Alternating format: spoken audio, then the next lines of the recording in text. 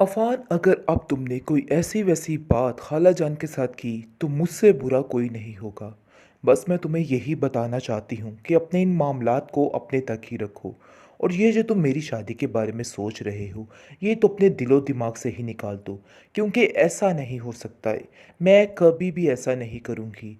जिस पर आप देखेंगे कि वो उसको कहता है तुम्हारा दिमाग ख़राब हो चुका है। तुम्हारी वजह से हमारे रिश्ते में बहुत सी दरारें आ चुकी हैं। और तुम कुछ इस तरह की हरकतें करती हो कि हमारी हर चीज़ ख़राब हो रही है। देखो भई, अब ये चीज़ तो काबिल बर्दाश्त होती जा रही है। मैं तो इन चीज़ों को बिल्कुल बर्दाश्त नहीं कर सकता। बेहतर यही है कि अपने दिमाग को दुरुस्त करो और यहाँ से चली जाओ। जिस पर आप देखेंगे कि वो उसको कहती है कि यहाँ से जाने वाली तो मैं नहीं हूँ, जब तक आप दोनों को अलहदा ना कर लूँ। जिस पर वो कहता है कि ये तुम्हारा ख्वाबो ख़याल ही रह जाएगा और कुछ भी नहीं, क्योंकि ये जो तुम सोच रही हो सिर्फ़ और सिर्फ़ तुम्हारे ख्वाबों में ही ऐसा होगा। और ये तुम्हारी बहुत बड़ी सोच है। दूसरी तरफ एमल काफ़ी ज़्यादा परेशान है उस लड़के के प्रपोज़ल के लिए और सोचती है कि आखिर ऐसा कैसे हो सकता है? कैसे वो ऐसा कह सकता है? हालाँकि वो सब कुछ जानता भी है, इसके बावजूद भी वो इस बात को एक्सेप्ट कर रहा है। लेकिन वो बहुत परेशान है। उसकी माँ उसको कहती है कि मुझे ऐसा लगता है कि तुम काफ़ी परेशान हो। क्यों ऐसा हो रहा है? खैर, वो बात को टाल-मटोल कर देती है और कहती है कि नहीं, ऐसा नहीं हो सकता। लेकिन ये बात जब फ़ाखरा के कानों तक पहुँच जाएगी और फ़ाखरा को पता चलेगा कि ये बात असल क्या हुई है, तो वो बहुत ज़्यादा खुश होगी। लेकिन दुर्दाना कहती है कि बाजी, आजकल आप बहुत खुश नज़र आ रही हैं। ऐसी क्या बात है जिसने आपको बेहद खुश कर रखा है? जिस पर वो कहती है कि तुम नहीं जानती कि मैं एक फ़र्ज़ अपना निभाने जा रही हूँ। बस दुआ करो कि इस फ़र्ज़ से फ़ारिग हो जाऊँ तो मुझे बहुत सुकून मिल जाए। जिस पर वो कहती है कि आखिर किस किस्म की बातें कर रहे हैं? वो आयमा के बारे में सोच रही होती है। लेकिन असल में वो एमल के सोच रही है कि उसको जल्द अज जल्द उसकी शादी करके उसका फ़र्ज़ अदा कर दिया देखा जाए। है, मुझे यकीन ही नहीं आ रहा कि आखिर मैंने क्या देखा है। अफ़ान भी वही बात आकर अपनी माँ से करता है और कहता है कि मुझे ये हालात कुछ ठीक नहीं लग रहे। बस आप जितनी जल्दी हो सके इस लड़की की शादी कर दीजिए और इसको यहाँ से रुखसत कर दीजिए। आगे से फ़ाखरा कहती है कि बेटा, ऐसी क्या बात हो गई है? मुझे तुम कुछ परेशान लग रहे हो। कोई ना कोई तो ऐसी बात ज़रूर है जिसकी वजह से तुम्हारी टेंशन में इज़ाफ़ा होता जा रहा है। जिस पर आप देखेंगे कि वो कहती है अपनी, यानी कि मुझे तुम बता सकते हो। अफ़ान कहता है कि बात ये है कि वो लड़की ठीक नहीं है। उसकी हरकतें मुझे कुछ बेहतर नहीं लगती। बस मैं आपसे यही कहना चाहता हूँ कि जितनी जल्दी हो सके ये फ़ैसला कर डालें आप। आगे से वो कहती है कि मैं जाकर दुर्दाना से बात करती हूँ और बहुत ही जल्द तुम्हें इस चीज़ का बता दूँगी और देख लेना कि मैं सब कुछ ठीक कर दूँगी। तुम बिला वजह इस बातों को लेकर परेशान मत हो। जिस पर उसे काफ़ी तसल्ली हो जाती है। लेकिन दूसरी तरफ आप देखेंगे कि फ़ाखरा कहती है कि मेरा बहुत दिल घबरा रहा है। ऐसा लग रहा है कि जैसे मेरी बच्ची के साथ कुछ गलत होने वाला है। जिस पर आप देखेंगे कि सब उसको समझाने की कोशिश करते हैं कि नहीं, ये आपका वहम होगा। इसके अलावा कुछ नहीं। फ़हद बहुत अच्छा लड़का है और उसको वो खुश रखेगा।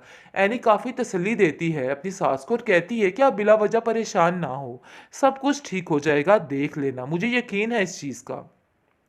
लेकिन फ़ाखरा कहती है कि कोई ना कोई तो ऐसी हलचल मेरे दिल में है जो बज रही है और हर वक्त मुझे परेशान कर रही है। आखिर ऐसी क्या वजह है जो मैं इतनी परेशान हूँ? जिस पर आप देखेंगे वो कहती है कि मैं अपनी बेटी के पास जाना चाहती हूँ और उसको जाके देखना चाहती हूँ कि आखिर ऐसी क्या वजह है, सारा कुछ क्या हुआ, ये मामलात हो रहे हैं। मैं क्या करूँ, मुझे तो कुछ समझ नहीं आ रहा है। जिस पर अपनी बेटी से वो बात करती है और कहती है कि बेटा, तुम ठीक तो हो, तुम परेशान मत हो ना, सब कुछ ठीक हो जाएगा। जिस पर आप देखेंगे कि फरी अपनी माँ से कहती है कि आप लोगों ने कुछ अच्छा करने के लिए मेरे पास छोड़ा भी है कि नहीं, और आप मुझसे पूछ रहे हैं कि मेरे साथ कुछ ठीक हुआ कि नहीं हुआ। खैर, छोड़िए इन बातों को। आयमा की मकारियां सर चढ़ के बोलने लग चुकी हैं और तंग आ चुका है बेचारा फान इसकी इस हरकतों की वजह से। जिस पर वो कहता है कि मुझसे अब ये सब कुछ बर्दाश्त नहीं हो रहा। मैं तंग आ चुका हूँ ये सब कुछ देख देख के। और वो आयमा को कहता है, मैं तुम्हें बार बार समझाने की कोशिश कर रहा हूँ कि अपने आप को ठीक कर लो। तुम क्या समझ रही हो कि एनी को छोड़ के मैं तुम्हारे जैसी लड़की के पीछे आ जाऊंगा? देखो, ऐसा वैसा कुछ भी नहीं होने वाला। अगर तुम ऐसा सोच रही हो तो अपने दिमाग से निकाल दो। मैं आज ही बात करता हूँ कि तुम्हारी शादी कर दी जाए। जिस पर आप देखेंगे कि वो उसको कहती है कि पहले जाकर अपनी एमल भाभी की शादी करवाओ और फिर मेरे बारे में सोचना। पता नहीं क्यों तुम्हें बार बार मेरी ही तरफ ध्यान जा रहा है। तुम एनी को क्यों नहीं देखते? एनी के साथ भी तो तुमने ऐसे ही किया था। लेकिन अब मेरी दफा तुम लोग लोग ऐसे कर रहे हो, ऐसे मुझे अकेले छोड़े और इस घर से निकालने की बातें कर रहे हो। आगे से वो कहता है कि एमल भाभी को छोड़ो, उनके लिए जो होगा बड़ा बेहतरीन होगा, तुम्हें इन सब बातों को लेकर परेशान होने की जरूरत नहीं है। घर आके अफान अपनी खाला से कहता है कि जितनी जल्दी हो सके अपनी बेटी का रिश्ता तलाश करना शुरू कर दीजिए, क्योंकि मैं तंग आ चुका हूँ। कभी वो एमल के पीछे और कभी एनी के पीछे खवार होती रहती है, पता नहीं कब उसका दिमाग ठिकाने पर आएगा। दुर्दाना कहती है कि वाह भाई वाह, आप दोनों माँ बेटा ने तो ये ठान ली है कि जितनी जल्दी हो सके मेरी बेटी को इस घर से निकाल देंगे। ऐसा आप कैसे कर सकते हैं? मैं ये चीज़ कतई बर्दाश्त नहीं कर सकती। ऐसा तो मैं नहीं होने दूंगी, क्योंकि दुर्दाना अपनी बेटी के साथ मिलकर और ही जाल बिछाना चाह रही है, और ही चालें चल रही है। वो तो जान ही नहीं सकती कि ऐसा होगा। जिस पर फाखरा को कहती है कि मैं तो ऐसा नहीं होने दूंगी, मेरी बेटी इस घर में बड़े सुकून के साथ है। लेकिन फाखरा कहती है कि मैं बहुत जल्द ये फैसला करने वाली हूँ, और ये बात तुम भी अपने दिमाग में बिठा लो और इन बातों की अब तैयारियां शुरू कर दो, क्योंकि मैंने जो कुछ देखा है मुझे यकीन ही नहीं आ रहा कि आखिर मैंने क्या देखा है। अफान भी वही बात आकर अपनी माँ से करता है और कहता है कि मुझे ये हालात कुछ ठीक नहीं लग रहे, बस अब जितनी जल्दी हो सके इस लड़की की शादी कर दीजिए और इसको यहाँ से रुखसत कर दीजिए। आगे से फाखरा कहती है कि बेटा ऐसी क्या बात हो गई है, मुझे तुम कुछ परेशान लग रहे हो, कोई ना कोई तो ऐसी बात जरूर है जिसकी वजह से तुम्हारी टेंशन में इजाफा होता जा रहा है। जिस पर आप देखेंगे कि वो कहती है अपनी, यानी कि मुझे तुम बता सकते हो। अफान कहता है कि बात यह है कि वो लड़की ठीक नहीं है, उसकी हरकतें मुझे कुछ बेहतर नहीं लगती, बस मैं आपसे यही कहना चाहता हूँ कि जितनी जल्दी हो सके ये फैसला कर डालें आप। आगे से वो कहती है कि मैं जाकर दुर्दाना से बात करती हूँ और बहुत ही जल्द तुम्हें इस चीज़ का बता दूंगी, और देख लेना कि मैं सब कुछ ठीक कर दूंगी। तुम बिला वजह इस बातों को लेकर परेशान मत हो। जिस पर उसे काफ़ी तसल्ली हो जाती है। लेकिन दूसरी तरफ आप देखेंगे कि फाखरा कहती है कि मेरा बहुत दिल घबरा रहा है, ऐसा लग रहा है कि जैसे मेरी बच्ची के साथ कुछ गलत होने वाला है।